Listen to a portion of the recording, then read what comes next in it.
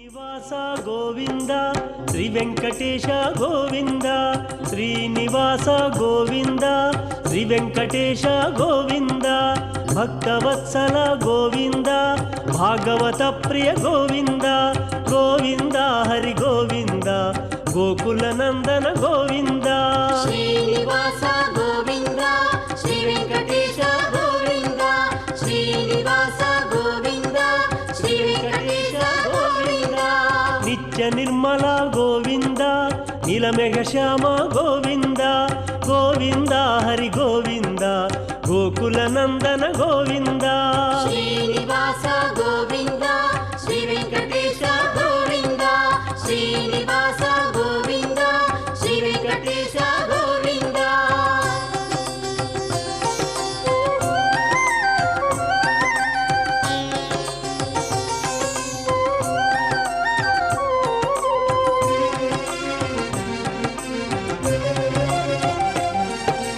ಪುರಾಣ ಪುರುಷ ಗೋವಿಂದ ಪುಂಡರಿಕಾಕ್ಷ ಗೋವಿಂದ ಗೋವಿಂದ ಹರಿ ಗೋವಿಂದ ಗೋಕುಲ ನಂದನ ಗೋವಿಂದ ಶ್ರೀನಿವಾಸ ಗೋವಿಂದ ಶ್ರೀ ವೆಂಕಟೇಶ ಗೋವಿಂದ ಶ್ರೀನಿವಾಸ ಗೋವಿಂದ ಶ್ರೀ ವೆಂಕಟೇಶ ಗೋವಿಂದ ನಂದನಂದನ ಗೋವಿಂದ ನವನೀತ ಚೋರ ಗೋವಿಂದ ಗೋವಿಂದ ಹರಿ ಗೋವಿಂದ ಗೋಕುಲ ನಂದನ ಗೋವಿಂದ ಶ್ರೀನಿವಾಸ ಗೋವಿಂದ ಶ್ರೀ ವೆಂಕಟೇಶ ಗೋವಿಂದ ಶ್ರೀನಿವಾಸ ಗೋವಿಂದ ಶ್ರೀ ವೆಂಕಟೇಶ ಗೋವಿಂದ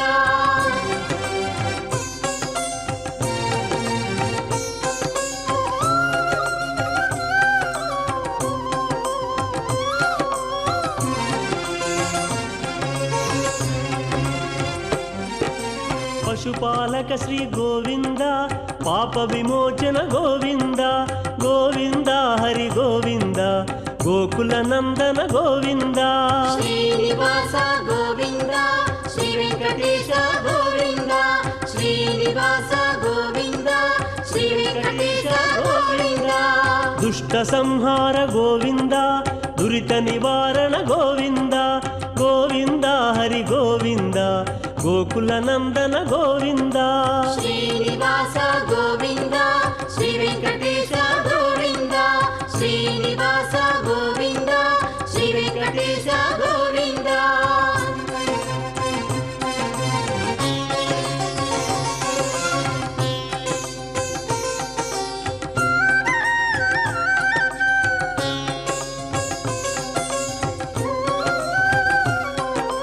ಶಿಷ್ಟಪಾಲಕ ಗೋವಿಂದ ಕಷ್ಟ ನಿವಾರಕ ಗೋವಿಂದ ಗೋವಿಂದ ಹರಿ ಗೋವಿಂದ ಗೋಕುಲ ನಂದನ ಗೋವಿಂದ ಶ್ರೀನಿವಾಸ ಗೋವಿಂದ ಶ್ರೀ ವೆಂಕಟೇಶ ಗೋವಿಂದ ಶ್ರೀನಿವಾಸ ಗೋವಿಂದ ಶ್ರೀ ವೆಂಕಟೇಶ ಗೋವಿಂದ ವಜ್ರ ಮಕುಟಧರ ಗೋವಿಂದ ವರಾಹ ಮೂರ್ತಿ ಗೋವಿಂದ ಗೋವಿಂದ ಹರಿ ಗೋವಿಂದ ಗೋಕುಲ ನಂದನ ಗೋವಿಂದ ಶ್ರೀನಿವಾಸ ಗೋವಿಂದ ಶ್ರೀ ವೆಂಕಟೇಶ ಗೋವಿಂದ ಶ್ರೀನಿವಾಸ ಗೋವಿಂದ ಶ್ರೀ ವೆಂಕಟೇಶ ಗೋವಿಂದ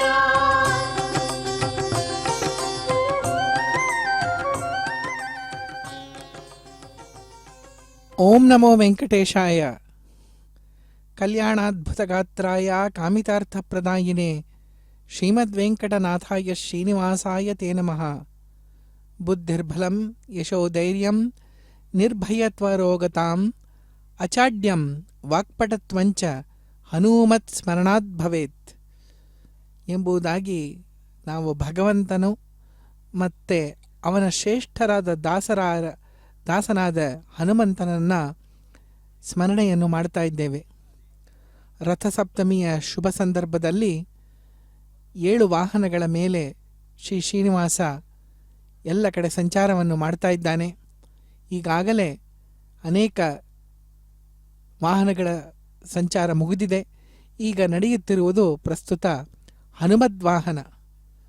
ಭಗವಂತನಿಗೆ ಅತ್ಯಂತ ಪ್ರಿಯರಾದು ಯಾರು ಅಂದರೆ ಲಕ್ಷ್ಮೀದೇವಿ, ಅದಾದ ಮೇಲೆ ಬ್ರಹ್ಮದೇವರು, ಆಮೇಲೆ ವಾಯುದೇವರು. ಆ ವಾಯುದೇವರ ಮೊದಲನೇ ಅವತಾರವೇ ಹನುಮದ ಅವತಾರ ಎಂಬುದಾಗಿ ಶಾಸ್ತ್ರಗಳು ತಿಳಿಸ್ತಾ ಇದೆ. ಮುಖ್ಯ ಪ್ರಾಣದೇವರು ಅಥವಾ ಹನುಮಂತನ ಮೇಲೆ ಭಗವಂತನಿಗೆ ಅತಿಯಾದ ಪ್ರೀತಿ. ಈ ಪ್ರೀತಿ ಯಾಕೆ ಎಂದರೆ ಭಗವಂತನ ಮೇಲೆ ಅತಿ ಭಕ್ತಿಯನ್ನು ಹನುಮಂತ ಮಾಡ್ತಾ ಇದ್ದಾನೆ. ಅವನಿಗೆ ತನ್ನ ಅಸ್ತಿತ್ವವೇ ಭಗವಂತನ ಜೊತೆಗೆ ಅವನು ಕಂಡುಕೊಳ್ತಾ ಇದ್ದಾನೆ. ಹನುಮಂತ ಸಮುದ್ರ ತಾರಣವನ್ನು ಮಾಡಿ ರಾವಣನ ಆಸ್ಥಾನದಲ್ಲಿ ರಾವಣನ ಮುಂದೆ ನಿಂತಾಗ ರಾವಣ ಕೇಳ್ತಾನೆ, ನೀನು ಯಾರು ಎಂಬುದಾಗಿ. ಆವಾಗ ಹನುಮಂತ ನೀಡಿದ ಉತ್ತರ ಅದ್ಭುತ. ದಾಸೋಹಂ ಕೌಸಲೇಂದ್ರಸ್ಯ ಎಂಬುದಾಗಿ ಹೇಳ್ತಾನೆ. ನಾನು ಯಾರು ಅಂದರೆ ಕೋಸಲೇಂದ್ರ ಎಂದರೆ ರಾಮದೇವರ ದಾಸ ಆಗಿದ್ದೇನೆ. ಅವರ ತಂದೆ ತಾಯಿ ಹೆಸರು, ತನ್ನ ಶೌರ್ಯ, ತನ್ನ ಪರಾಕ್ರಮ, ತನ್ನ ಶಕ್ತಿ, ಜ್ಞಾನ ಅವೆಲ್ಲ ಯಾವುದೂ ಹೇಳಲಿಲ್ಲ. ಅದೆಲ್ಲ ಅನಂತ ಪಟ್ಟು ಪ್ರಾಣದೇವರಲ್ಲಿ ಇತ್ತು. ಆದರೂ ಸಹ ಅವರು ತಮ್ಮ ಪರಿಚಯ ಮಾಡಿಕೊಟ್ಟಿದ್ದಾಗ ದಾಸೋಹಂ ಕೋಸಲೇಂದ್ರಸ್ಯ ಎಂಬುದಾಗಿ ಹೇಳಿದರು. ಈ ವಿಶೇಷ ಭಕ್ತಿಯಿಂದನೇ ರಾಮದೇವರಿಗೆ ಹನುಮಂತನ ಮೇಲೆ ಅಷ್ಟು ಪ್ರೀತಿ, ಅಷ್ಟು ಭರವಸೆ. ನಾವು ನೋಡ್ತಾ ಇದ್ದೇವೆ ಈಗ ಹನುಮದ್ ವಾಹನ ಮೇಲೆ ಭಗವಂತ ಕುಳಿತುಕೊಂಡಿದ್ದಾನೆ. ಉತ್ಸವ ಇನ್ನೇನು ಪ್ರಾರಂಭ ಆಗಬೇಕು, ಆ ಹಂತದಲ್ಲಿ ನಾವಿದ್ದೇವೆ. ಹನುಮಂತನ ಮೇಲೆ ಕುಳಿತುಕೊಂಡಿರುವಂತಹ ಭಗವಂತ ಬೇರೆ ಬೇರೆ ರೀತಿಯಾಗಿ ಬೆಳಗ್ಗೆಯಿಂದ ಅನೇಕ ಕಿರೀಟಗಳನ್ನು ಧಾರಣೆ ಮಾಡಿದ್ದಾನೆ. ಈ ಕಿರೀಟ ಅವನಿಗೆ ಯಾಕೆ ಇಷ್ಟೊಂದು ಕಿರೀಟ ಅಂದರೆ ಸಹಸ್ರ ಶೀರುಷ ಪುರುಷ. ಅವನು ಭಗವಂತ, ಅವನಿಗೆ ಅನೇಕ ತರಹ ರೂಪಗಳಿದೆ. ಹಾಗಾಗಿ ಅವನು ಆ ರೂಪವನ್ನು ಧಾರಣೆ ಮಾಡಿದಾಗೆಲ್ಲ ಬೇರೆ ಬೇರೆ ಆ ಮುಕುಟಗಳನ್ನು ಅವರಿಗೆ ಧಾರಣೆ ಮಾಡಿ ಭಗವಂತನ ಅನಂತ ರೂಪವನ್ನು ನಾವು ನೆನೆಸಬಹುದು. ಅದೇ ಇದರ ಉದ್ದೇಶ.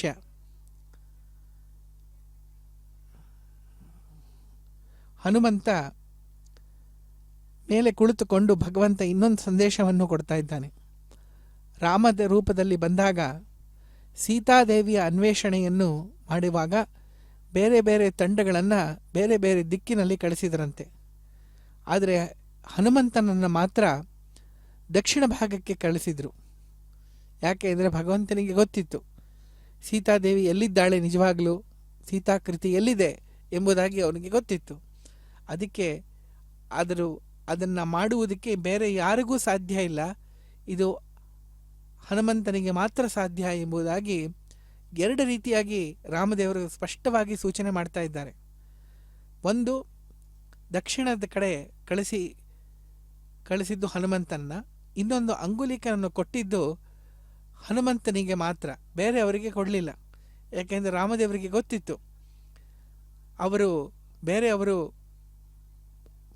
ಸೀತಾನ್ವೇಷಣೆಗೆ ಹೊರಟರೂ ಕೂಡ ಅವರಿಗೆ ಅದನ್ನು ಮಾಡುವುದಕ್ಕೆ ಆಗಲಿಲ್ಲ. ನಮಗೊಂದು ಪ್ರಶ್ನೆ ಬರಬಹುದು, ಬೇರೆಯವರಿಗೆ ಯಾಕೆ ಕಳಿಸ್ಬೇಕಾಗಿತ್ತು ಹಾಗಾದರೆ? ಅಂದರೆ ಎಲ್ಲರೂ ಅವರವರ ಮಟ್ಟಕ್ಕೆ ಸಾಧನೆಯನ್ನು ಮಾಡಲೇಬೇಕು. ಅವರವರು ಅನ್ವೇಷಣೆ ಮಾಡಿದರೆ ಸಾಕು. ಅದರ ವಿಫಲರಾದರೂ ಕೂಡ ಅವರಿಗೆ ಪೂರ್ಣ ಫಲ ದೊರಕುತ್ತೆ. ಆದರೆ ಸೀತಾನ್ವೇಷಣ ಕಾರ್ಯವನ್ನು ಪೂರ್ಣಗೊಳಿಸುವುದು ಇದು ಮಾತ್ರ ನಮ್ಮ ಹನುಮಂತನಿಗೆ ಮಾತ್ರ ಸಾಧ್ಯ ಎಂಬುದಾಗಿ ಅವನ ದಕ್ಷಿಣ ಕಡೆ ಕಳಿಸಿದ್ದಾರೆ. ನಾವು ನೋಡಬಹುದು ಭಾರತದ ಅನೇಕ ಭಾಗಗಳಲ್ಲಿ ಮಕ್ಕಳು ಚೆನ್ನಾಗಿ ನೃತ್ಯ ವಾದ್ಯ ಗಾನದೊಂದಿಗೆ ಭಗವಂತನ ಸ್ಮರಣೆ ಸೇವೆಯನ್ನು ಮಾಡ್ತಾ ಇದ್ದಾರೆ. ಈ ನೃತ್ಯ ರೂಪವಾದ ಸೇವೆ ಅನೇಕ ತಿಂಗಳುಗಳು ಪ್ರಯತ್ನಪೂರ್ವಕವಾಗಿ ಕಲಿತು ಭಗವಂತನಿಗೆ ಒಂದು ಸೇವೆ ಎಂದು ಅರ್ಪಣೆ ಮಾಡುವುದಕ್ಕೆ ಅವರು ಬಂದಿದ್ದಾರೆ. ಬೆಳಗ್ಗೆ 2 ಗಂಟೆಯಿಂದ ಪ್ರಾರಂಭವಾದ ಈ ವಿಶೇಷ ಕಾರ್ಯಕ್ರಮಕ್ಕೆ ಪಾಲ್ಗೊಳ್ಳುವುದಕ್ಕೆ ಬಂದಿದ್ದಾರೆ. ಕಾರ್ಯಕ್ರಮ 5:15 ಪ್ರಾರಂಭ ಆಯಿತು ಸೂರ್ಯಪ್ರಭಾ ವಾಹನದೊಂದಿಗೆ. ಈಗ ಶ್ರೀನಿವಾಸನು ಹನುಮಂತನ ಮೇಲೆ ಅಷ್ಟು ಅಪಾರವಾದ ಪ್ರೀತಿ ಯಾಕೆ ಬಂತು? ಎಂಬುದಾಗಿ ಯೋಚನೆ ಮಾಡಿದರೆ, ಗೀತೆಯಲ್ಲಿ ಶ್ರೀಕೃಷ್ಣ ಪರಮಾತ್ಮ ಹೇಳ್ತಾ ಇದ್ದಾನೆ, ಒಂದು ಕರ್ಮ ಮಾಡಬೇಕು, ಒಂದು ಕೆಲಸವನ್ನು ಮಾಡಬೇಕು ಅಂದರೆ ಅದೇ ಒಂದು ಯೋಗ. ಅದನ್ನೇ ಒಂದು ಸರಿಯಾಗಿ ಮಾಡುವುದೇ ಒಂದು ವಿಶೇಷ ಸಾಮರ್ಥ್ಯ ಬೇಕಾಗ್ತದೆ. ಆ ವಿಶೇಷ ಸಾಮರ್ಥ್ಯ ಹನುಮಂತನಿಗೆ ಮಾತ್ರ ಸಾಧ್ಯ. ಅದಕ್ಕಾಗಿ ಅವನನ್ನು ತನ್ನ ಎಲ್ಲ ಮುಖ್ಯ ಕಾರ್ಯಗಳಿಗೂ ಹನುಮಂತನಿಗೆ ವಹಿಸಿದ್ದು ಭಗವಂತ. ಆ ಕಾರಣಕ್ಕೋಸ್ಕರ ಅದಕ್ಕೆ ಹನುಮಂತನ ಇದಕ್ಕೆ ಕಾರಣ ಏನು, ಅವನಿಗೆ ಅಷ್ಟೊಂದು ಸಾಮರ್ಥ್ಯ ಎಲ್ಲಿಂದ ಬಂತು ಅಂತ ಹೇಳಿದರೆ, ಅವನ ಹೆಸರಲ್ಲೇ ಅದಕ್ಕೆ ಉತ್ತರ ಇದೆ. ಯೇ ಗುಣಾನಾಂ ಜಗತ ಪ್ರಸಿದ್ಧ ಸಂತೇಷು ತೇಷು ಸ್ಮನಿದರ್ಶಯಂತಿ ಸಾಕ್ಷಾತ್ ಮಹಾಮಹಗವತ ಪ್ರಬರ್ಹಂ ಶ್ರೀಮಂತಮೇಹಂ ಹನುಮಂತಮಾಹುಹು ಎಂಬುದಾಗಿ ಹೇಳ್ತಾರೆ. ಯೇ ಗುಣಾನಾಂ, ಯಾವ್ಯಾವ ಗುಣಗಳು ಜಗತ್ತಿನ ಅನೇಕ ಭಾಗಗಳಿತ್ತೋ ಅದೆಲ್ಲ ಕೂಡ ಹನುಮಂತನಲ್ಲಿ ಇತ್ತು ಎಂಬುದಾಗಿ ದೇವತೆಗಳು ಹೇಳ್ತಾ ಇದ್ರಂತೆ. ಯಾವ್ಯಾವ ಗುಣಗಳಿದೆಯೋ ಅದೆಲ್ಲ ಹನುಮಂತನಲ್ಲಿ ಅಪಾರ ಮಿತಿಯಲ್ಲಿ ಇದೆ. ಅಂತಹ ಗುಣವಾನ್ ಹನುಮಾನ್ ಅಂದರೆ ಗುಣವಾನ್, ಗುಣದ ಖಣಿ ಹನುಮಂತ. ಸ್ವತಃ ಭಗವಂತನಲ್ಲೇ ತಾನು ಶಿಷ್ಯತ್ವವನ್ನು ವಹಿಸಿ ಪ್ರಾಣದೇವರು ಜ್ಞಾನವನ್ನು ಪಡಿತಾ ಇದ್ದಾರೆ. ಹಾಗಾಗಿ ನಿಯತ ಗುರು ಮುಖ್ಯ ಪ್ರಾಣದೇವರಿಗೆ ಭಗವಂತನೇ. ಹಾಗಾಗಿ ಹನುಮಂತನಿಗೆ ನಿಜವಾದ ಗುರು ಶ್ರೀರಾಮಚಂದ್ರ ದೇವರೇ ಎಂಬುದಾಗಿ ನಮಗೆ ಇದರಲ್ಲಿ ತಿಳಿತಾ ಇದೆ. ಇಷ್ಟು ಗುಣಗಳು, ಇಷ್ಟು ಸಾಮರ್ಥ್ಯ ಇಟ್ಟುಕೊಂಡು ಕೂಡ ಭಗವಂತನಲ್ಲಿ ಅನನ್ಯವಾದ ಭಕ್ತಿ. ಒಬ್ಬರಿಗೆ ಒಂದು ಸ್ವಲ್ಪ ಶಕ್ತಿ, ಸಾಮರ್ಥ್ಯ, ಸಂಪತ್ತು ಬಂದರೆ ಸಾಕು, ಅವರಿಗೆ ತಲೆ ತಿರುಗಿ ಹೊರಟೋಗ್ತದೆ, ತಮ್ಮ ವಿನಯನ್ನು ಕಳೆದುಕೊಳ್ಳುತ್ತಾರೆ. ಆದರೆ ಹನುಮಂತ ಹಾಗೆ ಮಾಡಲಿಲ್ಲ. ವಿನಯಪೂರ್ವಕವಾಗಿ ನಾಹಂ ಕರ್ತ ಹರಿಕರ್ತ ತತ್ಪೂಜಾ ಕರ್ಮಚಾಕಿಲಂ, ನಾ ಏನೇ ಮಾಡಿದರೂ ಕೂಡ ಅದು ನನ್ನ ಸಾಮರ್ಥ್ಯದಿಂದ ಅಲ್ಲ, ಅದು ಭಗವಂತನ ಸಾಮರ್ಥ್ಯದಿಂದ ನಾ ಮಾಡ್ತಾ ಇದ್ದೇನೆ. ಮತ್ತು ನಾ ಮಾಡಿದ ಕೆಲಸಕ್ಕೆಲ್ಲ ಒಂದೇ ಒಂದು ಏನು ಫಲ ಅಂದರೆ ಭಕ್ತಿ. ಭಗವಂತನಿಗೆ ಜ್ಞಾನ ಮತ್ತು ಭಕ್ತಿ ಜಾಸ್ತಿ ಆಗಲಿ ಎಂಬುದಾಗಿ ಹನುಮಂತ ದೇವರ ಪ್ರಾರ್ಥನೆ. ಬರೀ ಪ್ರಾರ್ಥನೆಯಲ್ಲ, ಆ ರೀತಿಯಾಗಿ ತಮ್ಮ ಜೀವನ ಉದ್ದಕ್ಕೂ ನಡೆಸಿಕೊಂಡು ಬಂದಿದ್ದಾರೆ.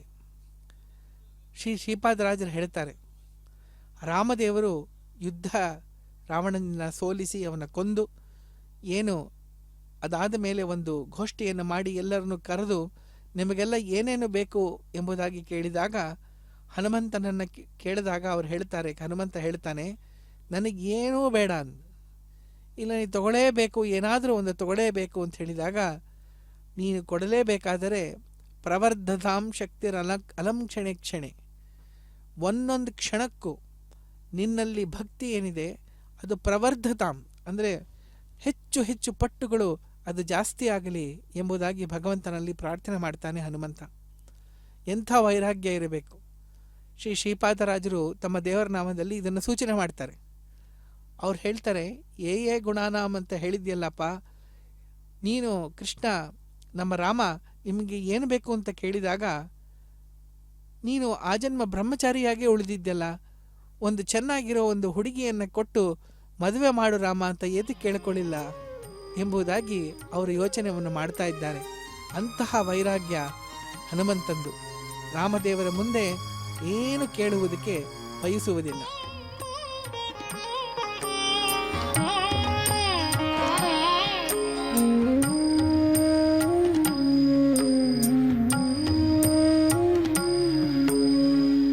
ನೋಡಿದೆ ವೆಂಕಟರಮಣನ ದ್ವಾರವಾಡ ಗ್ರಾಮದಿ ನಿಂತ ಧೀರನ. ನೋಡಿದೆ ವೆಂಕಟರಮಣನ ದ್ವಾರವಾಡ ಗ್ರಾಮದಿ ನಿಂತ ಧೀರನ. ರೂಢಿಪದಾಸರಿಗೆ ನೀಡಲು ದರುಶನ, ರೂಢಿಪದಾಸರಿಗೆ ನೀಡಲು ದರುಶನ. ಗೂಢಪದಾದ್ರಿಯಂ ಬಂದ ಮಹಾತ್ಮನ ನೋಡಿದೆ ವೆಂಕಟರಮಣನ ದ್ವಾರವಾಡ ಗ್ರಾಮದಿ ನಿಂತ ಧೀರನ.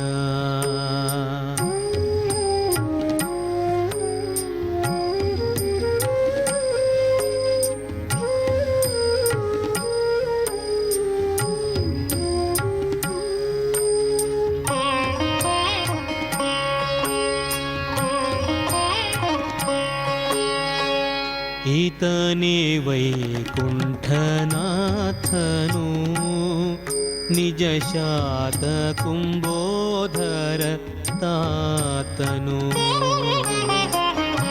ಈತನೇ ವೈಕುಂಠನಾಥನು ನಿಜ ಶಾತ ಕುಂಬೋಧರ ತಾತನು. ಮಾತಂಗ ವರದಾತ ಶ್ವೇತವಾಹನ ಸೂತ ಮಾತಂಗ ವರದಾತ ಶ್ವೇತವಾಹನ ಸೂತ ಜಾತ ರಹಿತ ಧನುಜಾತ ಕುಲಾಂತಕ ನೋಡಿದೆ ವೆಂಕಟರಮಣನ ದ್ವಾರವಾಡ ಗ್ರಾಮದಿ ನಿಂತ ಧೀರನ. ನೋಡಿದೆ ವೆಂಕಟರಮಣನ ದ್ವಾರವಾಡ ಗ್ರಾಮದಿ ನಿಂತ ಧೀರನ.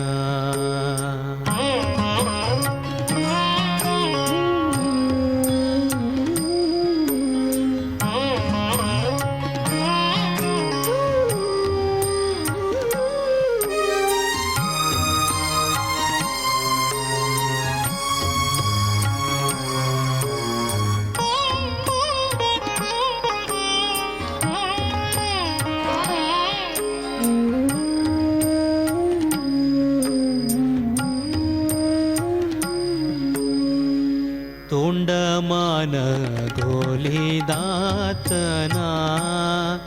ತನ್ನ ತೋಂಡ ಜನಕ್ಕೆ ಸುಖದಾತನ. ತೋಂಡಮಾನ ಗೋಲಿದಾತನ ತನ್ನ ತೋಂಡ ಜನಕ್ಕೆ ಸುಖದಾತನ. ಅಂಡಜಾತ ಪ್ರಕಾಂಡವರೂಢ ಅಂಡಜಾತ ಪ್ರಕಾಂಡವರೂಢ ಬ್ರಹ್ಮಾಂಡ ನಾಯಕನಾದ ಪಾಂಡವ ಪಕ್ಷನ ನೋಡಿದೆ ವೆಂಕಟರಮಣನ ದ್ವಾರವಾಡ ಗ್ರಾಮದಿ ನಿಂತ ಧೀರನ. ನೋಡಿದೆ ವೆಂಕಟರಮಣನ ದ್ವಾರವಾಡ ಗ್ರಾಮದಿ ನಿಂತ ಧೀರನ. ಓಂ ನಮೋ ವೆಂಕಟೇಶಾಯ. ಇವಾಗ ನಾವು ನೋಡುತ್ತಿರುವುದು ರಥಸಪ್ತಮಿಯ ಸಂದರ್ಭದಲ್ಲಿ ಹನುಮದ್ವಾಹನ. ಹನುಮಂತ ಭಗವಂತನಲ್ಲಿ ಭಕ್ತಿ ಮಾಡುವ ಜೊತೆಗೆ 2 ಸತಿ ಅವನನ್ನು ವಾಹನವಾಗಿ ಬಂದಿದ್ದಾನೆ ಎಂಬುದಾಗಿ ಶಾಸ್ತ್ರಗಳು ತಿಳಿಸ್ತಾ ಇದೆ. ಒಂದು ವಾಲ್ಮೀಕಿ ರಾಮಾಯಣದಲ್ಲಿ ಬಂದಂತೆ ರಾಮ-ರಾವಣ ಯುದ್ಧ ಮಧ್ಯದಲ್ಲಿ ರಾವಣನ ಎದುರಿಸಿದ್ದಕ್ಕೆ ರಾಮ ಮತ್ತು ಲಕ್ಷ್ಮಣನ ಇಬ್ಬರನ್ನು ಹನುಮಂತ ತನ್ನ ಹಗಲ ಮೇಲೆ ಕರ್ಕೊಂಡು ಹೋಗಿ ರಾವಣನ ಮೇಲೆ ದಾಳಿ ಮಾಡಿದ್ರು ಎಂಬುದಾಗಿ ಸ್ಪಷ್ಟ ಬರ್ತಾ ಇದೆ. ಹನುಮಂತ ಒಂದು ಪರಾಕ್ರಮಿಯಾಗಿ ಅವರನ್ನ ಕರ್ಕೊಂಡು ಹೋಗಿ ಅದರಲ್ಲಿ ರಾವಣ ಕೊನೆಗೆ ಆ ಯುದ್ಧದಲ್ಲಿ ಹತನಾಗ್ತಾನೆ. ಇದಕ್ಕೆ ತಮ್ಮ ಪಾತ್ರವನ್ನು ಹನುಮಂತ ವಹಿಸ್ತಾ ಇದ್ದಾನೆ. ಇನ್ನೊಮ್ಮೆ ಶ್ರೀ ಶ್ರೀನಿವಾಸ ಕಲ್ಯಾಣ ಸಮಯದಲ್ಲೇ ಶ್ರೀ ಶ್ರೀನಿವಾಸನನ್ನು ಕುದುರೆ ರೂಪದಲ್ಲಿ ಬಂದು ವಾಯುದೇವರು ಅದರ ಮೇಲೆ ಕುಳಿತುಕೊಂಡು ಶ್ರೀ ಶ್ರೀನಿವಾಸ ಅಲ್ಲಿ ಹೋಗ್ತಾನೆ ಪದ್ಮಾವತಿಯನ್ನು ಭೇಟಿ ಮಾಡುವುದಕ್ಕೆ. ಆಮೇಲೆ ಅವರಿಬ್ಬರನ್ನು ರಮಾ ನಾರಾಯಣರನ್ನ ಇಬ್ಬರನ್ನು ಭೇಟಿ ಮಾಡಿಸಿ ವಾಯುದೇವರು ಆ ಕಡೆ ಹೊರಟೋಗ್ತಾರೆ. ಹಾಗಾಗಿ 2 ಸತಿ ರಮಾ ನಾರಾಯಣರನ್ನ ಭೇಟಿ ಮಾಡಿಸುವ ಶ್ರೀನಿವಾಸ ಕಲ್ಯಾಣ ಸಮಯದಲ್ಲಿ 2 ಸತಿ, ಮತ್ತು ರಾಮ ರಾವಣ ಯುದ್ಧದಲ್ಲಿ ಅವರಿಬ್ಬರಿಗೆ, ರಾಮ ಮತ್ತು ಲಕ್ಷ್ಮಣನ ಯುದ್ಧದಲ್ಲಿ ಕರ್ಕೊಂಡು ಹೋಗೋದಕ್ಕೆ ಮುಖ್ಯ ಪಾತ್ರ ಹನುಮಂತನದೇ ಆಗಿರುತ್ತದೆ. ಹೀಗೆ ವರದೋ ವಾಯುವಾಹನ ಎಂಬುದಾಗಿ ಏನು ಹೇಳಿದ್ದಾರೆ ವಿಷ್ಣು ಸಹಸ್ರನಾಮದಲ್ಲಿ, ಅದು ಸಾರ್ಥಕ ಹೇಗೆ ಎಂಬುದಾಗಿ ಈ ರೀತಿಯಾಗೂ ಗೊತ್ತಾಗುತ್ತೆ. ಹನುಮಂತ ಯಾವಾಗಲೂ ಭಗವಂತನ ದಾಸತ್ವವನ್ನು ವಹಿಸುವುದಕ್ಕೆ, ಅವನ ಸೇವೆ ಮಾಡುವುದಕ್ಕೆ ಸದಾ ಕಾಲ ತತ್ಪರನಾಗಿದ್ದಾನೆ. ಯಾವುದೇ ಒಂದು ಅವಕಾಶವನ್ನು ಮುಖ್ಯ ಪ್ರಾಣದೇವರು ಕಳ್ಕೊಳ್ಳೋದಿಲ್ಲ. ರಾಮನ ಸೈನ್ಯದಲ್ಲಿ ಯುದ್ಧದ ಸಮಯದಲ್ಲಿ ಅನೇಕ ಜನರು ಹತರಾಗಿದ್ದಾರೆ, ಅನೇಕ ಕಪಿಗಳು ಗಾಯಗೊಂಡಿದ್ದಾರೆ, ಸತ್ತು ಹೋಗಿದ್ದಾರೆ. ಆ ಸಮಯದಲ್ಲಿ ಸಂಜೀವನಿ ಬೂಟಿಯನ್ನು ತರುವ ಕೆಲಸವನ್ನು ಮತ್ತೆ ರಾಮದೇವರು ಹನುಮಂತನಿಗೆ ಕೊಡ್ತಾರೆ. ಯುದ್ಧ ಆಗ್ತಿರುವುದು ಲಂಕೆಯಲ್ಲಿ, ಇದು ಗಿಡಮೂಲಿಕೆ ಇರೋದು ಹಿಮಾಲಯದಲ್ಲಿ. ಅಲ್ಲಿಂದ ಇಲ್ಲಿಗೆ ತರುವ ಕೆಲಸ ಸಾಮಾನ್ಯವಾದ ಕೆಲಸ ಅಲ್ಲ. ಅಲ್ಲಿ ಹೋಗ್ತಾರೆ, ಆ ಇಡೀ ಪರ್ವತವನ್ನು ಎತ್ತುಕೊಂಡು ಇಲ್ಲಿ ದಕ್ಷಿಣ ಪ್ರಾಂತಕ್ಕೆ ತಂದು ಆ ಸಂಜೀವನಿ ಬೂಟಿ ಎಲ್ಲ ಅಲ್ಲಿ ತಂದ ಕೂಡಲೇ ಅದರದ್ದು ಪ್ರಭಾವ ಪ್ರಾರಂಭ ಆಗುತ್ತೆ. ಸಂಜೀವನಿ ಬೂಟಿ ಹೇಗೆ ಅಂತ ಹೇಳಿದರೆ, ಅದರ ವಾಸನೆಯಿಂದನೇ ಯಾರು ಮೃತರಾಗಿದ್ದಾರೆ ಅವರೆಲ್ಲ ಬದುಕಿ ಹೋಗ್ತಾರೆ. ಹಾಗಾಗಿ ಅಲ್ಲಿ ಯಾರ್ಯಾರು ಮೃತರಾಗಿದ್ದರೋ ರಾಮನ ಸೈನ್ಯದಲ್ಲಿ ಅವರೆಲ್ಲ ಕೂಡ ಬದುಕಿದ್ರು. ನಮ್ಮ ಮನಸ್ಸಲ್ಲೊಂದು ಪ್ರಶ್ನೆ ಬರ್ಬೋದು, ಅಲ್ಲ ಹಾಗಿದ್ದರೆ ರಾವಣನ ಸೈನ್ಯದವರು ಏತಕ್ಕೆ ಬದುಕಲಿಲ್ಲ ಎಂಬುದಾಗಿ. ಅದಕ್ಕೆ ಇದಕ್ಕೆ ನಿಜವಾದ ಕಾರಣ ಏನು ಅಂದರೆ, ರಾವಣ ಏನು ಮಾಡಿದ್ದ ಅಂದರೆ, ಅಲ್ಲಿರೋ ಯಾರ್ಯಾರು ಅವನ ಕಡೆ ಮೃತರಾಗಿದ್ದರೋ ಅವರು ಎಷ್ಟು ಜನ ಮೃತರಾಗಿದ್ದಾರೆ ಅಂತ ಗೊತ್ತಾಗಬಾರ್ದು ಅಂತ ಹೇಳಿ ಅವರ ಮೃತ ಶರೀರವನ್ನು ತಗೊಂಡು ಸಮುದ್ರದ ಒಳಗೆ ಬಿಸಾಡಿಬಿಟ್ಟಿದ್ದಂತೆ. ಅವ್ರಿಗೆ ಗೊತ್ತೇ ಆಗಬಾರ್ದು ನಮ್ಮ ಕಡೆ ಎಷ್ಟು ಜನ ಸತ್ತಿದ್ದಾರೆ, ನೋಡಿದ್ರೆ ಎಲ್ಲ ಅವರ ಕಡೆಯವರೇ ಸತ್ತಿದ್ದಾರೆ ಅಂತ ಅನ್ನಿಸ್ಬೇಕು ಎಂಬ ದುಷ್ಟ ಬುದ್ಧಿಯಿಂದ ಮಾಡಿರೋ ಕೆಲಸದಿಂದ ಅಷ್ಟು ಜನನ್ನು ಬದುಕಿಸುವ ಒಂದು ಒಳ್ಳೆಯ ಅವಕಾಶವನ್ನು ಈ ಸಂದರ್ಭದಲ್ಲಿ ರಾವಣ ಕಳೆದುಕೊಂಡ ಅನ್ನೋದು ಅವನ ವಿಶೇಷವಾದ ವೈಫಲ್ಯ. ಅಂತೂ ಪ್ರಾಣದೇವರು ಹನುಮಂತ ಅದನ್ನು ತಗೊಂಬಂದಿದ್ದಾನೆ. ಅಲ್ಲಿರೋ ಎಲ್ಲರಿಗೂ ಅವರವರಿಗೆ ಬೇಕಾದಂತಹ ಗಿಡಮೂಲಿಕೆಯಿಂದ ಸಿಕ್ಕಿದ ಔಷಧಿಗಳನ್ನು ಅವರಿಗೆ ಕೊಟ್ಟು ಅವರೆಲ್ಲ ಮತ್ತೆ ಸ್ವಸ್ಥರಾಗಿ ಮತ್ತೆ ಯುದ್ಧ ಆಡುವುದಕ್ಕೆ ಸಿದ್ಧರಾಗ್ತಾ ಇದ್ದಾರೆ. ಈಗ ನಮ್ಮ ಮನಸ್ಸಲ್ಲಿ ಇನ್ನೊಂದು ಪ್ರಶ್ನೆ, ಯಾವಾಗಲೂ ಕೆಲವರು ಹೇಳೋದುಂಟು, ಹನುಮಂತನಿಗೆ ಅಲ್ಲಿ ಹೋದಾಗ ಅಲ್ಲಿ ಗೊತ್ತೇ ಆಗಲಿಲ್ಲ, ಅದು ಏನೇನೋ ಮೂಲಿಕೆಗಳಿತ್ತು, ಅದರ ಹೆಸರೇ ಮರ್ತೋಯ್ತು, ಅದಕ್ಕೆ ಆ ಮೂಲಿಕೆಗಳನ್ನೆಲ್ಲ ಎಲ್ಲ ತಂದುಬಿಟ್ಟ ಅಂತ. ಅದಕ್ಕೆ ನಿಜವಾದ ಕಾರಣ ಅದಲ್ಲ.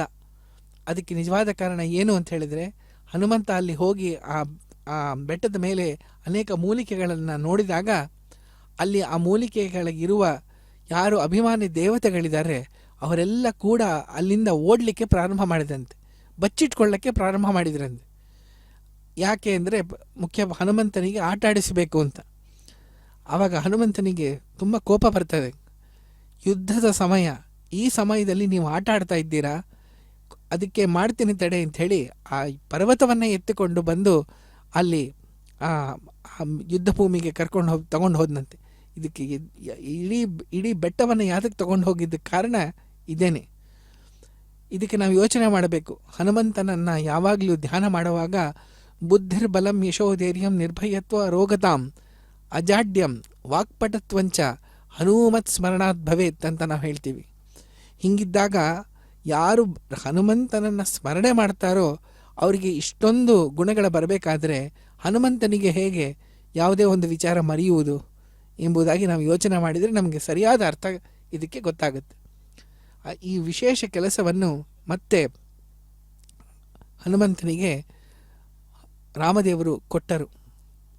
ಇನ್ನೊಂದು, ಮೊದಲೇ ತಿಳಿಸಿದಂತೆ ಸೀತಾನ್ವೇಷಣೆಗೆ ಹೋಗಿದಾಗ ಒಂದು ಘಟನೆ ನಡೆಯುತ್ತೆ. ಎಲ್ಲರೂ ಕಪಿಗಳು ದಕ್ಷಿಣ ವಲಯಕ್ಕೆ ಹೋಗಿ ಸಮುದ್ರ ತೀರದವರೆಗೂ ಹೋಗ್ತಾರೆ. ಅವರಿಗೆ ಸೀತಾದೇವಿ ಎಲ್ಲೂ ಕಾಣುವುದಿಲ್ಲ. ಅವರು ಭಯದಿಂದ ಒದ್ದಾಡ್ತಿರ್ತಾರೆ.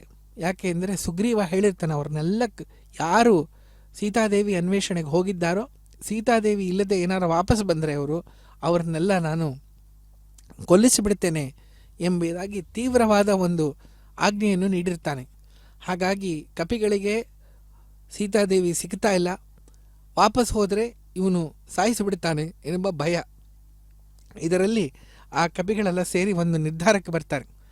ಏನಿಲ್ಲ, ಈಗ ಹೇಗೆ ಅಂದರೆ ನಾವೆಲ್ಲ ಇಲ್ಲೇ ಇದ್ದುಬಿಡೋಣ, ಇಲ್ಲೇ ಇದ್ದು ಇಲ್ಲಿ ಹಣ್ಣು ಹಪ್ಪಳಗಳು ತಿಳ್ಕೊಂಡು ಇಲ್ಲೇ ಇದ್ದುಬಿಡೋಣ, ವಾಪಸ್ ಹೋಗೋದೇ ಬೇಡ, ಸೀತಾದೇವಿ ಹೇಗಿದ್ರೂ ಸಿಗ್ತಾ ಇಲ್ಲ ಅಂತ ಎಲ್ಲರೂ ಒಪ್ಪಿಗೆ ಹಾಕಿಬಿಟ್ಟಿದ್ದಾರೆ. ಆದರೆ ಹನುಮಂತ ಅದಕ್ಕೆ ಒಪ್ಪೋದಿಲ್ಲ. ಅವನು ಹೇಳ್ತಾನೆ, ನಾವು ಬಂದಿರೋದು ರಾಮನ ಕಾರ್ಯಕ್ಕೆ, ಇದನ್ನು ವೈಫಲ್ಯ ನಮಗೆ ಸಿಗೋಕ್ಕೆ ಸಾಧ್ಯನೇ ಇಲ್ಲ, ಇದಕ್ಕೆ ಇವತ್ತಲ್ಲ ನಾಳೆ ಒಂದು ದಾರಿ ಸಿಕ್ಕೇ ಸಿಗುತ್ತೆ, ಅಲ್ಲಿವರೆಗೂ ಪ್ರಯತ್ನಪೂರ್ವಕವಾಗಿ ನಾವು ಇದರ ಬಗ್ಗೆ ಯೋಚನೆ ಮಾಡಬೇಕು, ನಾವು ಏನು ಮಾಡಬೇಕು ಅಂತ. ನೀವೆಲ್ಲ ನನ್ನ ಮಾತಿನ ಒಪ್ಪಿ ಈ ಕಾರ್ಯದಲ್ಲಿ ತೊಡಗಿದರೆ ಸರಿ, ಇಲ್ಲ ಅಂದರೆ ಬಲಾತ್ಕಾರದಿಂದ ನಿಮ್ಮನ್ನೆಲ್ಲರನ್ನೂ ಈ ಕೆಲಸವನ್ನು ಮಾಡಿಸ್ತೇನೆ ಅಂಥೇಳಿ ಅವರನ್ನ ಎಚ್ಚರಿಸ್ತಾ ಇದ್ದಾರೆ. ಅಲ್ಲಿದ್ದ ಎಲ್ಲ ಕಪಿಗಳು ಯಾರೋ ಸಾಮಾನ್ಯ ಕಪಿಗಳಾಗಿದ್ದರೆ ಬೇರೆ ಥರ, ಆದರೆ ಅವರೆಲ್ಲ ದೇವತಾ ಸ್ವರೂಪಗಳು.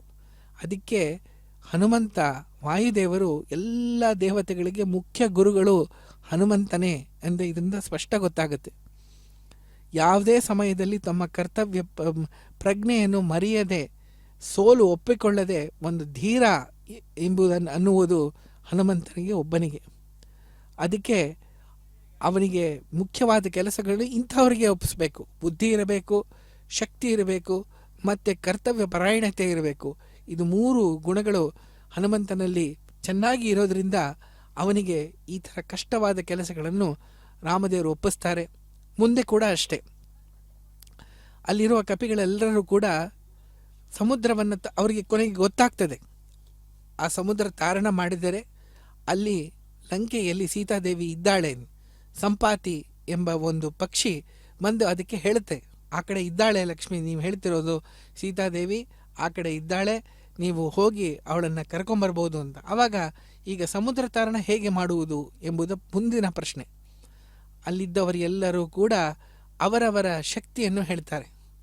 ಯಾರಿಗೂ ಅಲ್ಲಿ ಹೋಗಿ ಸೀತಾದೇವಿಯನ್ನು ಭೇಟಿ ಮಾಡಿ ಅಂಗುಲಿಕಲ್ಲನ್ನು ಕೊಟ್ಟು ಅದನ್ನು ವಾಪಸ್ ತಗೊಂಬರುವ, ಅಲ್ಲಿಂದ ಅವಳು ಕೊಡುವ ಆ ಜಡಬಂಗಾರವನ್ನು ವಾಪಸ್ ತರುವ ಸಾಮರ್ಥ್ಯ ಯಾರಿಗೂ ಇಲ್ಲ. ಹಾಗಾಗಿ ಅವರೆಲ್ಲ ಏನು ಮಾಡ್ತಾರೆ, ಒಪ್ಪಿಬಿಡ್ತಾರೆ ಇದಾಗೋದಿಲ್ಲ ಅಂತ. ಆವಾಗ ಹನುಮಂತ ಆ ಕೆಲಸಕ್ಕೆ ಹೋಗಿ ಅತಿ ಕಷ್ಟವಾದ ದುಷ್ಕರವಾದ ಕೆಲಸವನ್ನು ಸಾಫಲ್ಯದಿಂದ ಮಾಡಿಕೊಂಡು ವಾಪಸ್ ಬರ್ತಾನೆ.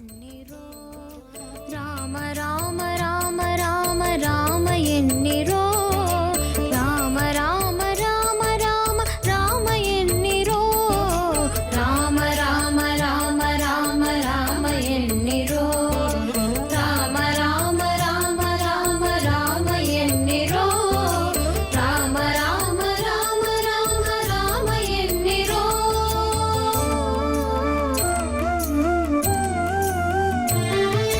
ನರಜನ್ಮ ಸ್ಥಿರವಲ್ಲ ರಾಮ ರಾಮ, ರಾಮ ರಾಮ ರಾಮ ರಾಮ ರಾಮ ರಾಮ. ಇಂಥ ಕೋಮಲಾಂಗನ ನಾಮ ವೇಳಗೊದಗದು ರಾಮ ರಾಮ ರಾಮ ರಾಮ ರಾಮ ರಾಮ ರಾಮ ರಾಮ ರಾಮ ರಾಮ ರಾಮ ಎನ್ನಿರೋ, ರಾಮ ರಾಮ ರಾಮ ರಾಮ ರಾಮ ಎನ್ನಿರೋ, ರಾಮ ರಾಮ ರಾಮ ರಾಮ ರಾಮ ಎನ್ನಿರೋ.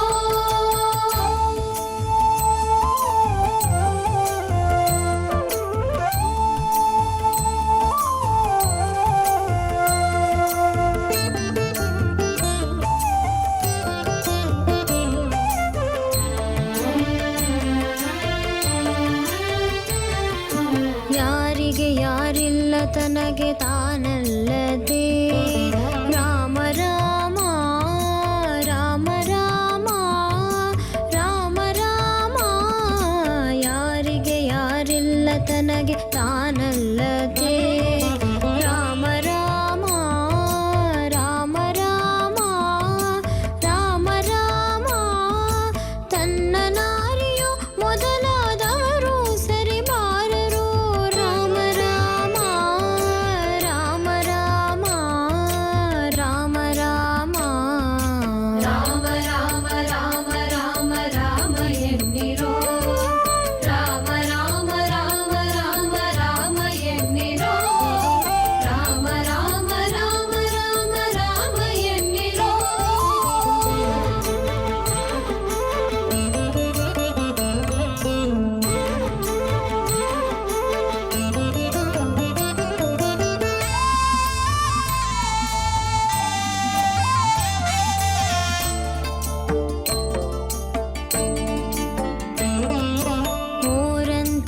ಸಾಕಿದ ಸುತರು ತನ್ನವರೆಲ್ಲ.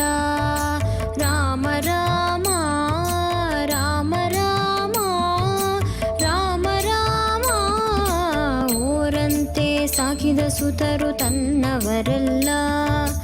ರಾಮ ರಾಮ ರಾಮ ರಾಮ ರಾಮ ರಾಮ ದಾರುಣಿ ಪಶುಧಾನ್ಯ ಧನವು ಹಿಂದುಳಿಯುವವು. ರಾಮ ರಾಮ ರಾಮ ರಾಮ ರಾಮ ರಾಮ ರಾಮ ರಾಮ ರಾಮ ರಾಮ ರಾಮ ಎನ್ನಿರೋ. ರಾಮ ರಾಮ ರಾಮ ರಾಮ ರಾಮ ಎನ್ನಿರೋ. ರಾಮ ರಾಮ ರಾಮ ರಾಮ ರಾಮ ಎನ್ನಿರೋ.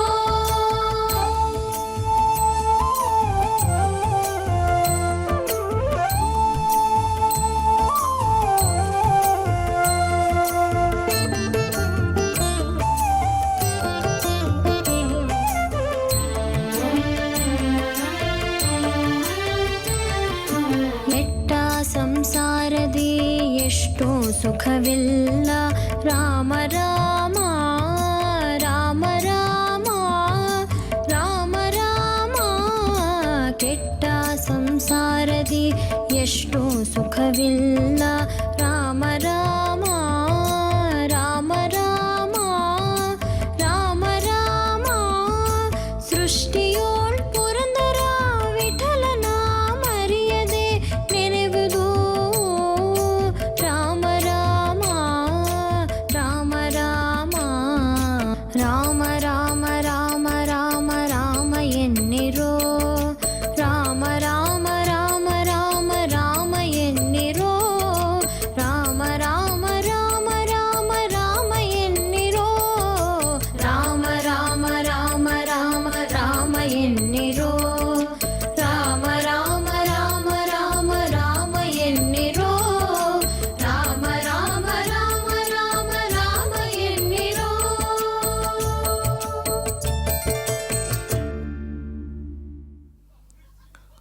ಓಂ ನಮೋ ವೆಂಕಟೇಶಾಯ. ರಾಮ ರಾಮ ರಾಮ ಎನ್ನಿರೋ ಎಂಬುವ ಈ ದೇವರ ನಾಮದಲ್ಲಿ ನಾವು ಕಂಡೆವು ರಾಮನ ಅದ್ಭುತ ಗುಣಗಳನ್ನು, ರಾಮನ ಉಪಾಸನೆ ಮಾಡುವ ವಿಧಾನವನ್ನು.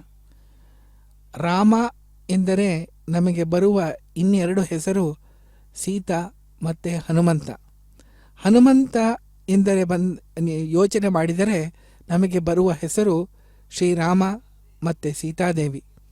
ಹೀಗಾಗಿ ಈ ಗುರು ಶಿಷ್ಯರು, ಸ್ವಾಮಿ ದಾಸ, ಈ ಭಾವವನ್ನು ಸರಿಯಾಗಿ ಅರ್ಥ ಮಾಡ್ಕೋಬೇಕಾದರೆ ರಾಮದೇವರ ಸ್ವಾಮಿತ್ವ ಮತ್ತು ಹನುಮಂತನ ದಾಸತ್ವ ನಾವು ನೋಡಬೇಕು.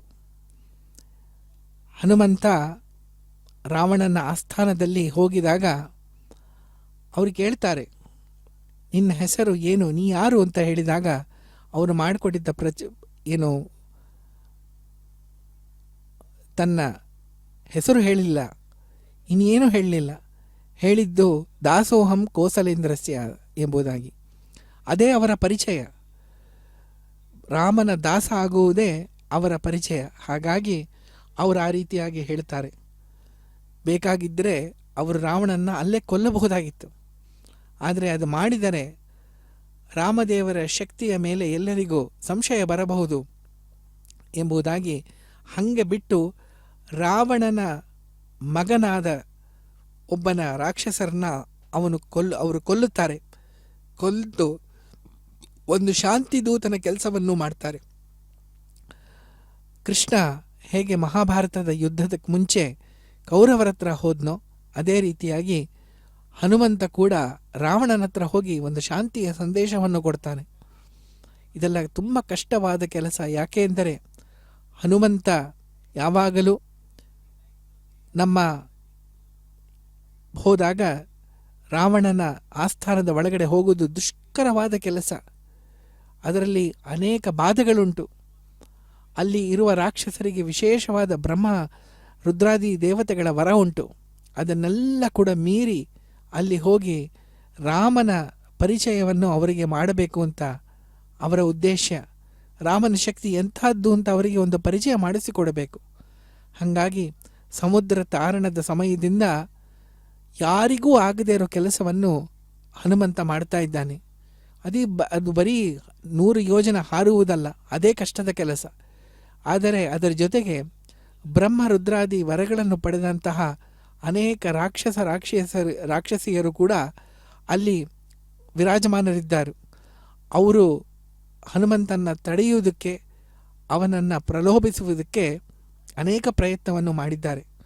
ಆದರೆ ಹನುಮಂತ ಅದಕ್ಕೆ ಯಾವುದಕ್ಕೂ ಅದು ಗೋಜಿಗೆ ಹೋಗದೆ ಅವರನ್ನೆಲ್ಲ ಮೀರಿ ತಾನು ತನ್ನ ಬಂದಿರುವ ಕಾರ್ಯದ ಮೇಲೆ ಹೇಗೆ ನಾವು ಯಶಸ್ವಿಯಾಗಿ ಮಾಡಬೇಕಾದರೆ ಏಕಾಗ್ರತೆಯಿಂದ ಅದನ್ನು ಮಾತ್ರ ಮಾಡಬೇಕು ಎಂಬುದಾಗಿ ಸಾಮರ್ಥ್ಯದಿಂದ ಹನುಮಂತ ತೋರಿಸಿದ್ದಾನೆ. ಇದಿಡೀ ಕಾಂಡವೇ ಸುಂದರ ಕಾಂಡ ಎಂಬುದಾಗಿ ಪ್ರಸಿದ್ಧ ಆಗಿದೆ. ಯಾರಿಗಾದರೂ ಒಂದು ದೊಡ್ಡ ಮಹತ್ ಕಾರ್ಯವನ್ನು ಮಾಡಬೇಕು, ಅದರಲ್ಲಿ ಕಷ್ಟಗಳ ಬರಬಹುದು ಅಂತ ಅಪೇಕ್ಷೆ ಇದ್ದರೆ, ಅದಕ್ಕೆ ಅಥವಾ ಅದರ ವಿಚಾರಗಳು ತಿಳಿದಿದ್ದರೆ ಆ ಸಮಯದಲ್ಲಿ ಸುಂದರಕಾಂಡ ಪಾರಾಯಣವನ್ನು ಈಗಲೂ ಅನೇಕ ಜನರು ಮಾಡ್ತಾರೆ ಎಂಬುದಾಗಿ ತಿಳಿದರೆ ಹನುಮಂತನ ಶಕ್ತಿ ಎಷ್ಟು, ಹನುಮಂತನ ಭಕ್ತಿಯ ವ್ಯಾಪ್ತಿ ಎಷ್ಟು ಎಂಬುದಾಗಿ ನಮಗೆ ಸ್ಪಷ್ಟವಾಗಿ ತಿಳಿತಾ ಇದೆ. ಹೀಗಾಗಿ ಹನುಮಂತ ಅಷ್ಟು ಕೆಲಸವನ್ನು ಮಾಡಿ ಆ ಏನು ಅಂಗುಲಿಕ ಇದೆ ಅದನ್ನು ಕೊಟ್ಟು ಮತ್ತೆ ಅಲ್ಲಿಂದ ಲಕ್ಷ್ಮೀದೇವಿಯ ಸೀತಾದೇವಿಯ ಜಡಬಂಗಾರವನ್ನು ತಗೊಂಡು ಬಂದು ಅವನು ರಾಮದೇವರಿಗೆ ಅರ್ಪಣೆ ಮಾಡ್ತಾ ಇದ್ದಾನೆ. ಆದರೆ ಅರ್ಪಣೆ ಮಾಡೋದಕ್ಕಿಂತ ಮುಂಚೆ ಅನೇಕ ಜನರು, ಅನೇಕ ವಾನರರು ಅವನನ್ನು ಮೊದಲೇ ಭೇಟಿ ಮಾಡಿ ಅಲ್ಲೆಲ್ಲ ಏನಾಯಿತು ಅಂತ ಎಲ್ಲ ತಿಳಿದು ಓಡಿ ಹೋಗಿ ಮೊದಲು ರಾಮದೇವರಿಗೆ ತಾವೇ ಹೇಳ್ತಾ ಇದ್ದಾರೆ. ರಾಮದೇವರು ಅವರೆಲ್ಲ ಹೇಳಿದ್ದನ್ನು ಕೇಳಿ ಒಂದು ಪ್ರಶ್ನೆ ಮಾಡ್ತಾರೆ. ಅಲ್ಲ, ಸೀತಾದೇವಿಯನ್ನು ನೀವು ಯಾರೂ ಭೇಟಿ ಮಾಡಲಿಲ್ಲ, ಹನುಮಂತ ಮಾಡಿದ್ದನ್ನು ನೀವೆಲ್ಲ ಹೇಳ್ತಾ ಇದ್ದೀರಷ್ಟೆ, ಅವನೇ ಮಾತಾಡ್ತಿಲ್ವಲ್ಲ ಎಂಬುದಾಗಿ ಹನುಮಂತನ ಕಡೆ ನೋಡ್ತಾರೆ. ಆವಾಗ ಹನುಮಂತ ರಾಮದೇವರಿಗೆ ಹೇಳ್ತಾನೆ, ರಾಮ, ಯಾರಿಗೆ ಗೊತ್ತಿಲ್ಲವೋ ಅವರಿಗೆ ಹೇಳಬೇಕು. ಎಸ್ ಸರ್ವಜ್ಞ ಸರ್ವವಿತ್ ಎಂಬುದಾಗಿ ಭಗವಂತ ಈ ಉಪನಿಷತ್ತು ರಾಮದೇವರ ಬಗ್ಗೆ, ನಾರಾಯಣನ ಬಗ್ಗೆ ಹೇಳಿದಾಗ ಅವನಿಗೆ ಎಲ್ಲ ಗೊತ್ತು, ಅವರಿಗೆ ಏನು ಹೇಳೋದು?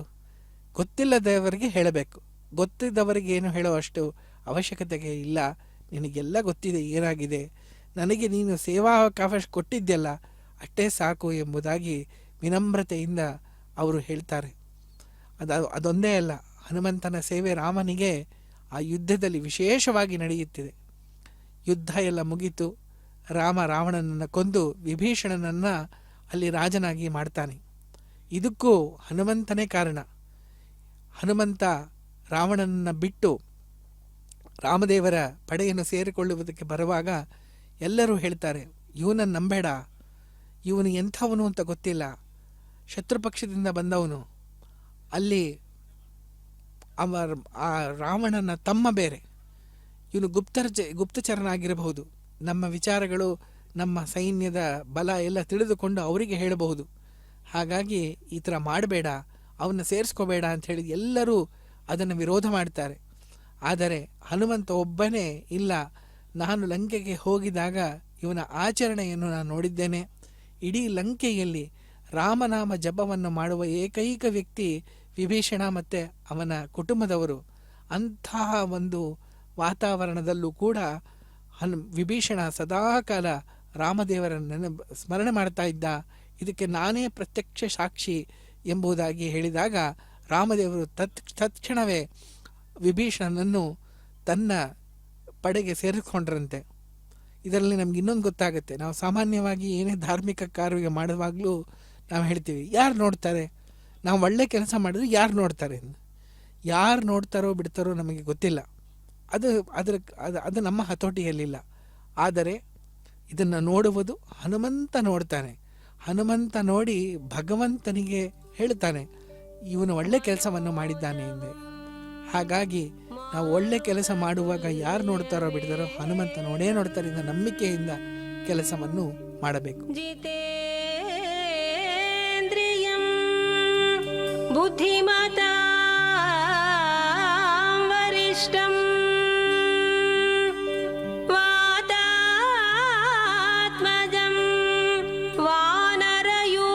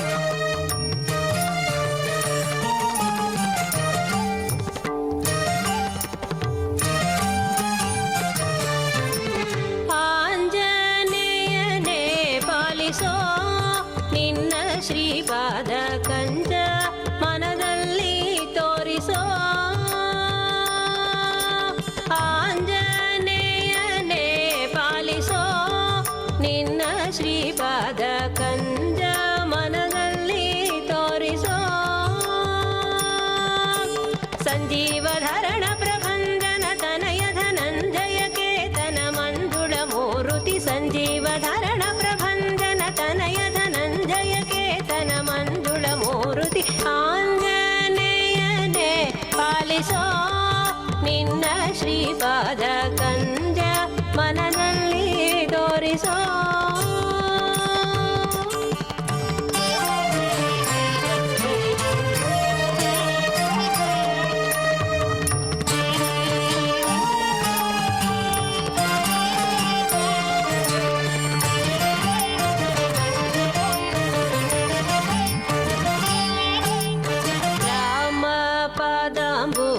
ಭೃಂಗ ಸಕಲ ಸದ್ಗುಣಧಾಮ ಸಜ್ಜನಾಂತರಂಗ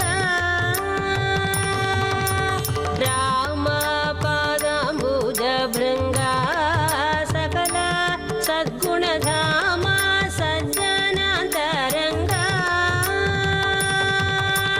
ಭೂಮಿ ಸುದಯ ಪರಿಣಾಮ ತಿಳಿದು ಆರಾಮ ಮುರಿದು ಖಳ ಸೋಮ ಭಂಜಿಸಿದ ನಿಸೀಮ ಬಲಧಾಮ ರಿಪು ಭೀಮ ರುಜು ಸಾರ್ವಭೌಮ ಆಂಜನೇಯನೇ ಪಾಲಿಸೋ ನಿನ್ನ ಶ್ರೀಪಾದ ಕಂಜ ಮನದಲ್ಲಿ ತೋರಿಸೋ.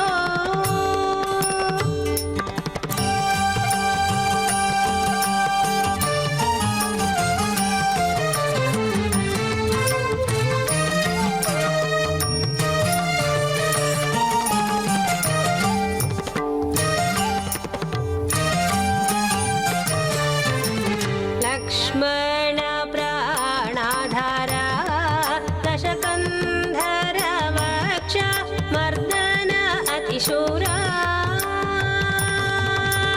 ಲಕ್ಷ್ಮಣ ಪ್ರಾಣಾಧಾರ ದಶಕಂಧರ ವಕ್ಷ ಮರ್ದನ ಅತಿಶೂರ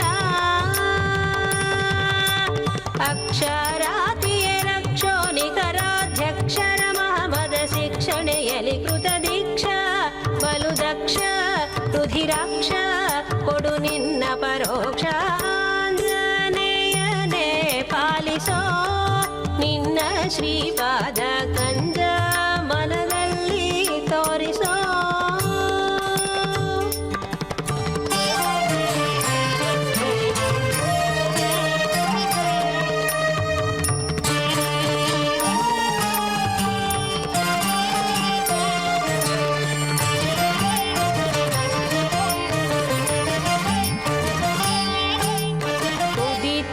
ಭಾಸ್ಕರ ಪ್ರಭಾವ ಅಚ್ಯುತಾನಂತ ಸದನ ಸದಯ ಸ್ವಭಾವ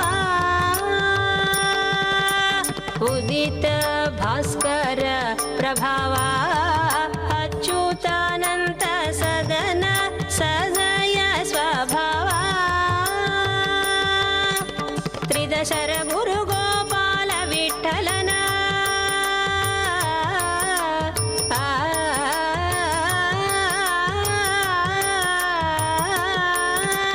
ತ್ರಿದಶರ ಗುರು ಗೋಪಾಲ ವಿಠಲನ ಪದ ಭಜ ಕರೊಳಗೆ ಮೊದಲಿಗ ನೀನೇ ಪವನ ಮಾಧವನ ಗುಣಸ್ತವನ ಮಾಡಿಸು ನಿನ್ನವನ ಆಂಜನೇಯನೇ ಪಾಲಿಸೋ ನಿನ್ನ ಶ್ರೀಪಾದ ಕಂಜ ಮನದಲ್ಲಿ ತೋರಿಸೋ.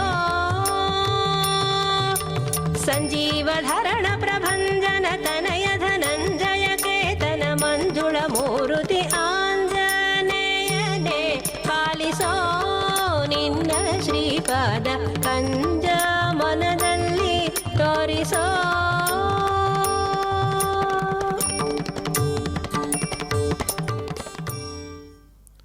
ಓಂ ನಮೋ ವೆಂಕಟೇಶಾಯ. ಆಂಜನೇಯನೇ ಪಾಲಿಸೋ ಎಂಬುದಾಗಿ ದಾಸರಾಯರು ಹನುಮಂತನನ್ನ ಕುರಿತು ಕೇಳಿಕೊಳ್ಳುತ್ತಾ ಇದ್ದಾರೆ. ಯಾಕೆ ಎಂದರೆ ಹನುಮಂತನ ದಿವ್ಯ ಚರಣ ನಮ್ಮ ಮನಸ್ಸಲ್ಲಿ ಮೂಡಿದರೆ ಹರಿಚರಣ ಕೂಡ ಹಾಗೆಯೇ ಮೂಡುವುದು ಎಂಬುವ ದೃಢವಾದ ನಂಬಿಕೆ. ಹನುಮಂತನ ಒಂದೇ ಒಂದು ಕೆಲಸ, ಭಗವಂತನ ಬಗ್ಗೆ ಎಲ್ಲರಿಗೂ ಜ್ಞಾನವನ್ನು ಕೊಡಬೇಕು. ಹನುಮಂತನಿಗೆ ಅದರಿಂದ ತನಗಾಗಿ ಏನೂ ಅಪೇಕ್ಷೆಯೂ ಕೂಡ ಇಲ್ಲ. ರಾಮದೇವರು ತಮ್ಮ ಅವತಾರ ಮುಗಿಯುವ ಕಾಲದಲ್ಲಿ ಎಲ್ಲರನ್ನೂ ಕರೆದು ಕೇಳ್ತಾರೆ, ನಿಮ್ಮನ್ನು ಏನಕ್ಕೆ ಕೇಳ್ಕೋಬೇಕು, ನಿಮಗೆ ಏನು ಬೇಕಾದರೂ ಕೊಡ್ತೇನೆ, ಮೋಕ್ಷವನ್ನೇ ಕೊಡ್ತೇನೆ ಎಂಬುದಾಗಿ. ಆದರೆ ಹನುಮಂತ ಏನೂ ಬೇಡುವುದಿಲ್ಲ. ರಾಮದೇವರ ಒತ್ತಾಯದಿಂದ ಏನಾದರೂ ತಗೊಳ್ಳೇಬೇಕು ಎಂಬುದಾಗಿ ಹೇಳಿದಾಗ ಅವನು ಹೇಳೋದು ಇದೇನೆ, ಏನು ಅಂದರೆ ಪ್ರವರ್ಧತಾಂ ಭಕ್ತಿರಲಂ ಕ್ಷಣೆ ಕ್ಷಣೆ, ಒಂದೊಂದು ಕ್ಷಣಕ್ಕೂ ನನ್ನ ಭಕ್ತಿ ಹೆಚ್ಚಿಸಲಿ ಎಂಬುದಾಗಿ ಹನುಮಂತ ಹೇಳ್ತಾ ಇದ್ದಾನೆ.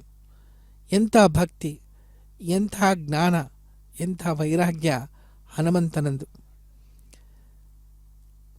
ಹನುಮಂತ ತನ್ನ ಕರ್ತವ್ಯ ಪ್ರಜ್ಞೆ ಮತ್ತು ಸಮಯ ಸ್ಫೂರ್ತಿಗೆ ಹೆಸರುವಾಸಿ ಆದವನು.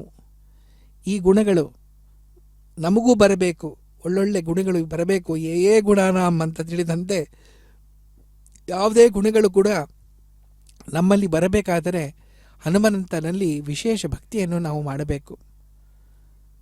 ಯುದ್ಧ ಮುಗಿದು ರಾಮದೇವರು ವಾಪಸ್ ಬರುವಾಗ ಅವರು ಹನುಮಂತನನ್ನು ಇನ್ನೊಂದು ಕೆಲಸಕ್ಕೆ ಕಳಿಸ್ಕೊಡ್ತಾರೆ. ಇದು ತುಂಬ ಸೂಕ್ಷ್ಮವಾದ ಕೆಲಸ. ಸಮುದ್ರ ತಾರಣ ಶಕ್ತಿಯ ಪರಿಚಯ, ಇದು ಸೂಕ್ಷ್ಮ ದೃಷ್ಟಿಯ ಪರಿಚಯ.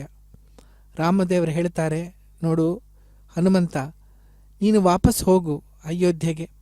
ಅಲ್ಲಿ ಅದರ ಬಳಿಯ ಒಂದು ಗ್ರಾಮದಲ್ಲಿ, ನಂದಿ ಗ್ರಾಮದಲ್ಲಿ ಭರತ ಕುಳಿತುಕೊಂಡು ರಾಜ್ಯವನ್ನು ನನ್ನ ಪಾದುಕೆಯನ್ನು ತಗೊಂಡು ಸ್ವೀಕಾರ ಮಾಡಿ ಅದರ ಆಶ್ರಯದಲ್ಲಿ ಅವನು ರಾಜ್ಯ ಆಳ್ತಾ ಇದ್ದಾನೆ. ಆದರೆ ಈಗ 14 ವರ್ಷಗಳಾಗೋಗಿದೆ.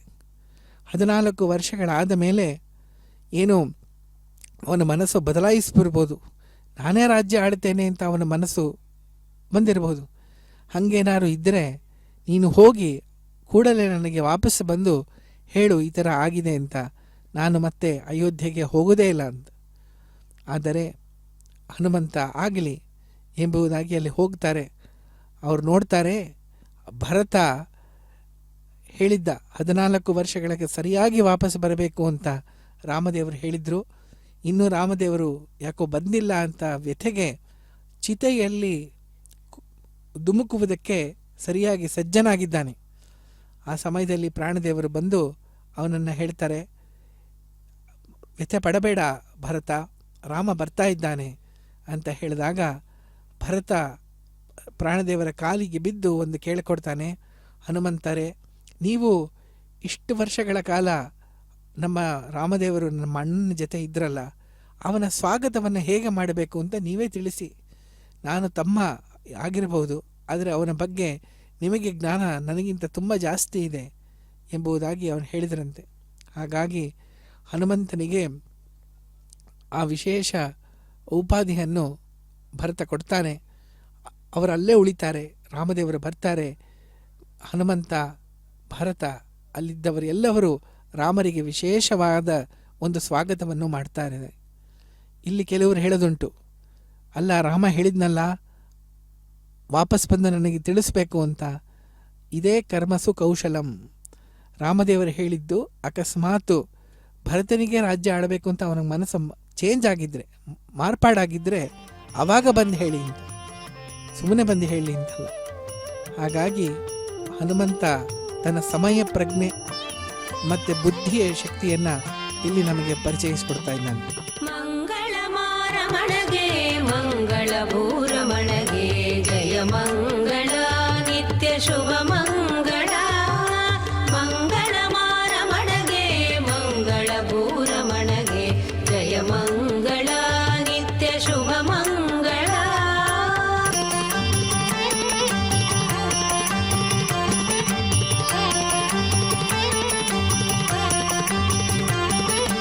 ಮಂಗಳ ಮಾರಮಣಗೆ ಮಂಗಳ ಭೂರಮಣಗೆ ಜಯ ಮಂಗಳ ನಿತ್ಯ ಶುಭ ಮಂಗಳ. ಮಂಗಳ ಮಾರಮಣಗೆ ಮಂಗಳ ಭೂರಮಣಗೆ ಜಯ ಮಂಗಳ ನಿತ್ಯ ಶುಭ ಮಂಗಳ. ಜಯ ಮಂಗಳ ಶುಭ ಮಂಗಳ. ಜಯ ಮಂಗಳ ಶುಭ ಮಂಗಳ. ಶುಭ ಮಂಗಳ.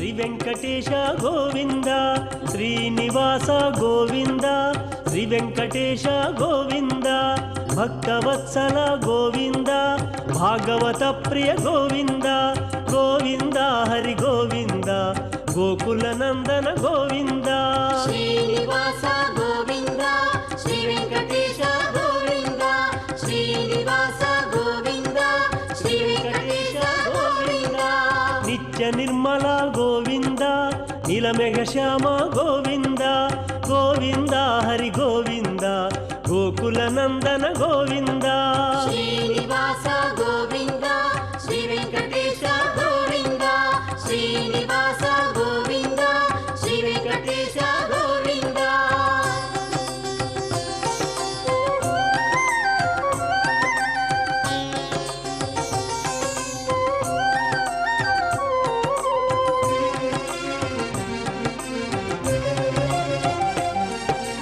ಪುರಾಣ ಪುರುಷ ಗೋವಿಂದ ಪುಂಡರಿಕಾಕ್ಷ ಗೋವಿಂದ ಗೋವಿಂದ ಹರಿ ಗೋವಿಂದ ಗೋಕುಲ ನಂದನ ಗೋವಿಂದ ಶ್ರೀನಿವಾಸ ಗೋವಿಂದ ಶ್ರೀ ವೆಂಕಟೇಶ ಗೋವಿಂದ ಶ್ರೀನಿವಾಸ ಗೋವಿಂದ ಶ್ರೀ ವೆಂಕಟೇಶ ಗೋವಿಂದ ನಂದನಂದನ ಗೋವಿಂದ ನವನೀತ ಚೋರ ಗೋವಿಂದ ಗೋವಿಂದ ಹರಿ ಗೋವಿಂದ ಗೋಕುಲ ನಂದನ ಗೋವಿಂದ ಶ್ರೀನಿವಾಸ ಗೋವಿಂದ ಶ್ರೀ ವೆಂಕಟೇಶ ಗೋವಿಂದ ಶ್ರೀನಿವಾಸ ಗೋವಿಂದ ಶ್ರೀ ವೆಂಕಟೇಶ ಗೋವಿಂದ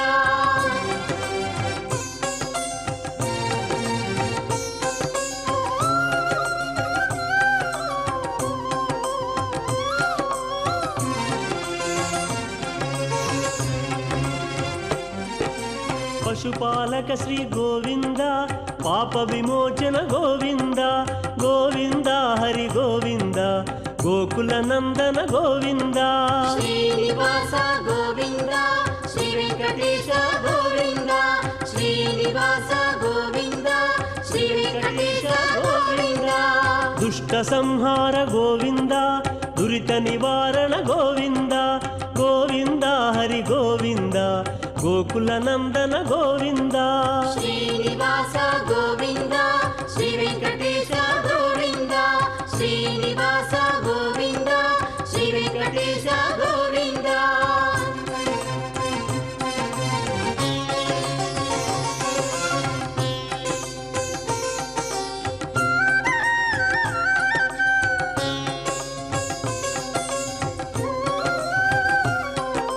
ಶಿಷ್ಟಪಾಲಕ ಗೋವಿಂದ ಕಷ್ಟ ನಿವಾರಕ ಗೋವಿಂದ ಗೋವಿಂದ ಹರಿ ಗೋವಿಂದ ಗೋಕುಲ ನಂದನ ಗೋವಿಂದ ಶ್ರೀನಿವಾಸ ಗೋವಿಂದ ಶ್ರೀ ವೆಂಕಟೇಶ ಗೋವಿಂದ ಶ್ರೀನಿವಾಸ ಗೋವಿಂದ ಶ್ರೀ ವೆಂಕಟೇಶ ಗೋವಿಂದ ವಜ್ರ ಮಕುಟಧರ ಗೋವಿಂದ ವರಾಹ ಮೂರ್ತಿ ಗೋವಿಂದ ಗೋವಿಂದ ಹರಿ ಗೋವಿಂದ ಗೋಕುಲ ನಂದನ ಗೋವಿಂದ ಶ್ರೀನಿವಾಸ ಗೋವಿಂದ